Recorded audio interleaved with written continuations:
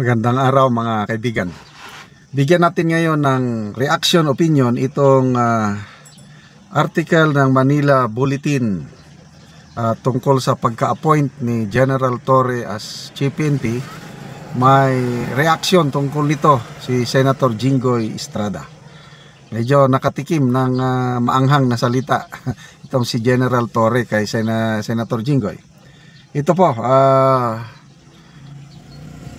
title ng article is "Not a Good Choice," says Estrada on arrogant, yan na, arrogant Torres appointment as PNP chief by Del Nazario, May 31, 2025. Senator Jinggoy Estrada on Saturday, May 31, expressed his disappointment, dismayado, over the appointment of Police Major General Nicolas Torre III as the new PNP chief, as he called the incoming top cop arrogant and at the same time questioned his qualifications for the role.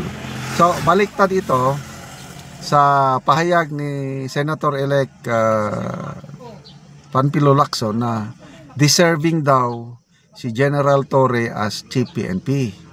Although hindi niya masyadong kilala, sabi ni Senator Ping Lacson, naririnig lang daw niya na firm, decisive, and mission-oriented si General Torre. Kaya sabi niya, deserving.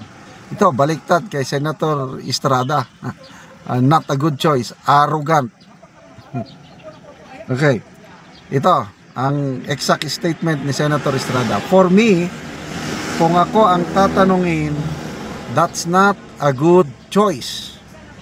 Ngayon lang tayo magkakaroon ng napaka-arroganting Chief PNP. So, Estrada na-interview sa DWIZ.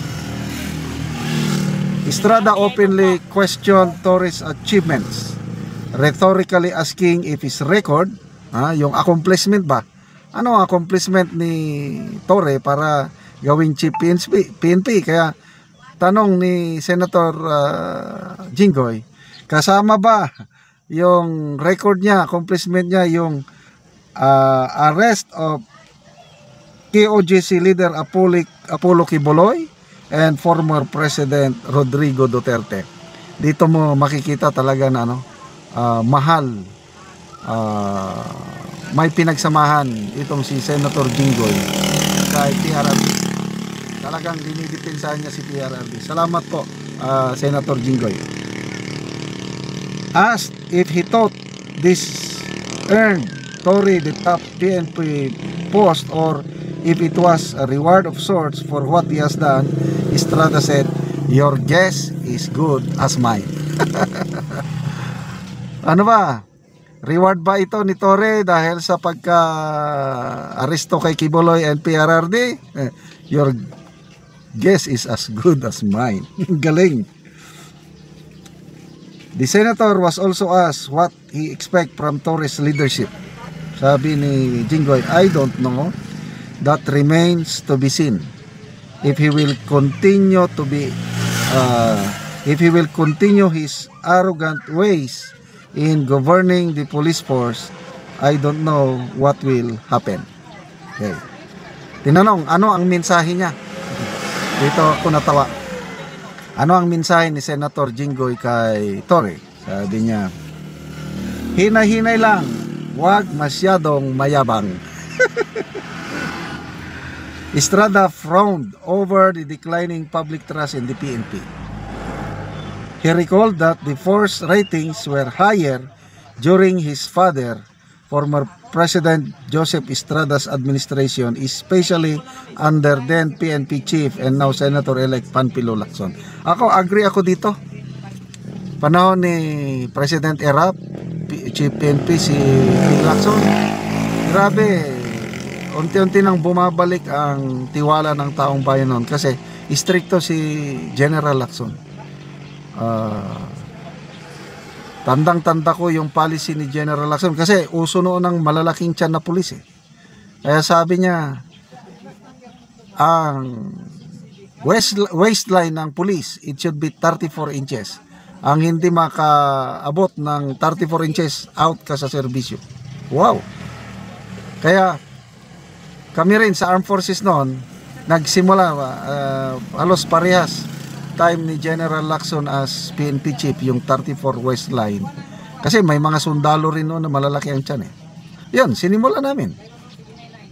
Grabe ang physical fitness test na nangyari. Kaya unti-unti nawawala yung mga sundalo na malalaki ang tiyan. Kasi pag hindi ka makapasa sa physical fitness test, ano yun, 3 klase yun eh.